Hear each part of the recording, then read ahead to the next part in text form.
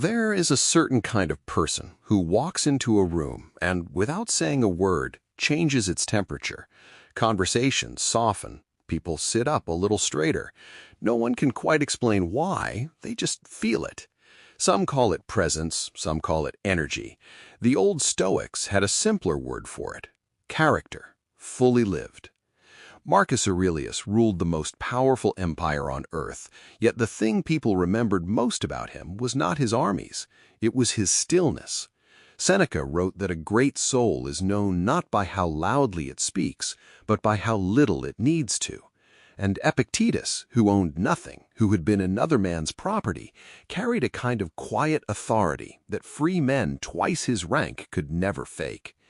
If you have ever been told you're intense, too much, hard to read, or that people feel nervous around you for no clear reason, pay close attention today, because what you've been calling a flaw might actually be the exact thing the Stoics spent their entire philosophy trying to cultivate: a self so settled, so undivided, that other people can feel it before you've said a single word. This video is not about ego. It is not about being liked, admired, or feared. It is about recognizing the 10 signs that your presence, your aura, if you want to call it that, has become powerful enough that it changes the rooms you walk into. Some of these signs will feel like compliments. Some of them will feel, at first, like problems. Stay until sign 7, because it's the one most people mistake for a weakness when it is actually the rarest strength of all. Let's begin. 1. People go quiet when you speak, not out of fear, but out of attention. Notice the difference the next time you're in a group. Some people talk and the room keeps talking over them. Others open their mouth and, without asking for it, the room adjusts. The Stoics believed that words carry the weight of the soul behind them, that a person who has done the inner work of aligning their thoughts, their speech, and their actions produces language that simply lands differently. It isn't volume, it isn't performance, it's coherence. If people find themselves leaning in when you talk, even about small things, that is not luck. That is years of internal order becoming audible. 2. You can sit in silence with someone and it doesn't feel empty. Most people fear silence. They rush to fill it because an unfilled pause makes them feel exposed. But there is a rare kind of person around whom silence feels full, comfortable even, nourishing. Marcus Aurelius spent much of his private life in a version of this exact silence, writing to himself rather than performing for an audience. A powerful aura doesn't need to narrate itself constantly. If people relax into quiet moments with you instead of scrambling to escape them, you are offering something increasingly rare, a presence that doesn't require noise to feel safe. 3. You are difficult to provoke.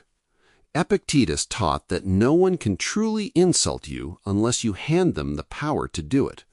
Most people are one careless comment away from losing their composure.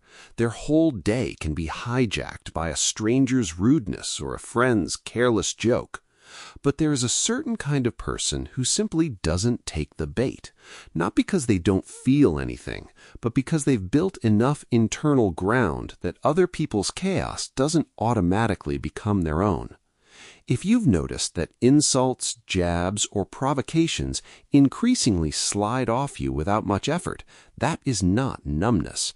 That is the exact discipline the Stoics called apatheia. Freedom from being controlled by things outside your power. Part 3. Signs 4 through 6. 4. People confess things to you they don't tell anyone else. There is a specific kind of trust that cannot be requested, it can only be sensed. Strangers at parties, co-workers in elevators, old friends who suddenly, out of nowhere, tell you the thing they've been carrying for years. This happens because people unconsciously read the room before they open up, and they are reading you specifically. Are you steady enough to hold this without flinching, gossiping, or judging? Seneca wrote that a trustworthy friend is rarer than almost anything else in life, precisely because trustworthiness cannot be faked for long. If people keep choosing you as the place where their guard comes down, understand that you are being read correctly as safe ground. 5. Your presence changes decisions even when you say nothing. You've felt this before. A meeting shifts tone the moment a certain person walks in. A group makes a slightly better decision because they know a specific person is watching, listening, or simply present. This is not manipulation. It is the natural weight of someone whose character precedes their words. Marcus Aurelius wrote that the best kind of leadership doesn't announce itself. It simply raises the standard of the room by existing in it. If people behave slightly more honestly, slightly more carefully, or slightly more like their best selves around you, without you ever asking them to, that is not coincidence. That is influence in its purest, quietest form. 6. You stopped needing constant approval, and people noticed before you did. There was likely a time when you needed validation the way most people do, checking who liked the post, replaying a conversation to see if you said the right thing. And then, at some point, that hunger quieted. Epictetus taught that peace begins the exact moment we stop outsourcing our worth to other people's opinions. What's strange is that the less you need approval, the more approval tends to come to you, not because you're chasing it, but because unbothered self-possession is magnetic in a world starving for it. If you've noticed people trying harder to impress you since you stopped trying to impress them, that shift is not an accident.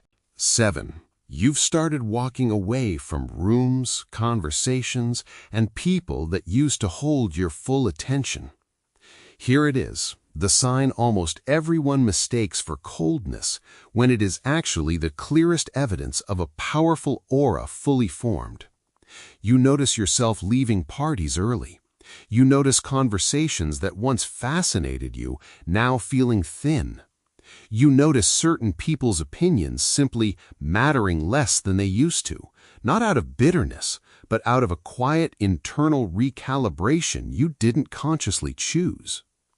This is not you becoming distant or superior.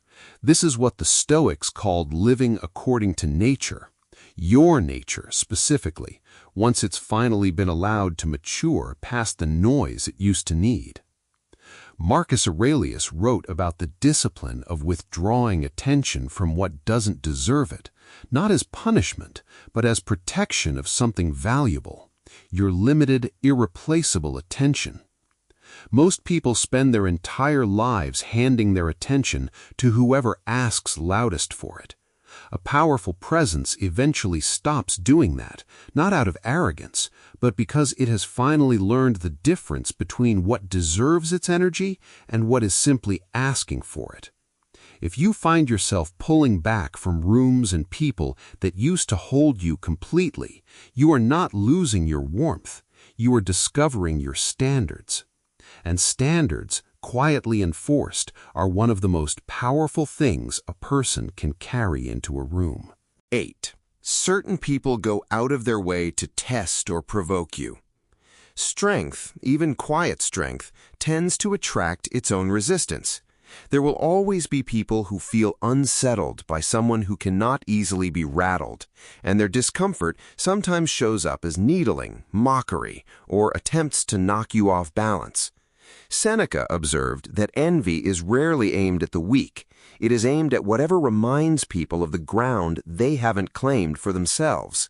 If you've noticed certain people seem almost determined to get a reaction out of you, take it as confirmation, not concern. You are simply reminding them of something they haven't built yet. 9. You've become someone people quote without realizing it. Somewhere along the way, something you said in passing, a phrase, a way of framing a problem, a piece of advice, started showing up in other people's mouths, sometimes without them even remembering where they first heard it. Marcus Aurelius wrote his private journal, never expecting an audience, and yet his private thoughts eventually shaped the thinking of millions of people he never met. Influence, at its most authentic, rarely announces itself. It simply spreads, quietly, through the people who were paying closer attention to you than you realized. 10.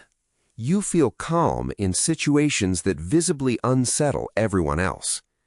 This is the final sign, and it is the one underneath all the others. In the moment things go wrong, a crisis, an argument, an emergency, most rooms fracture into panic. But there is a certain kind of person whose steadiness becomes the room's anchor precisely when everyone else has lost theirs. This is not the absence of fear. Epictetus, who endured genuine hardship most people today will never face, taught that calm is not something you feel by accident. It is something you build deliberately through years of separating what is within your control from what is not. If people instinctively look to you when things fall apart, that is the clearest evidence there is.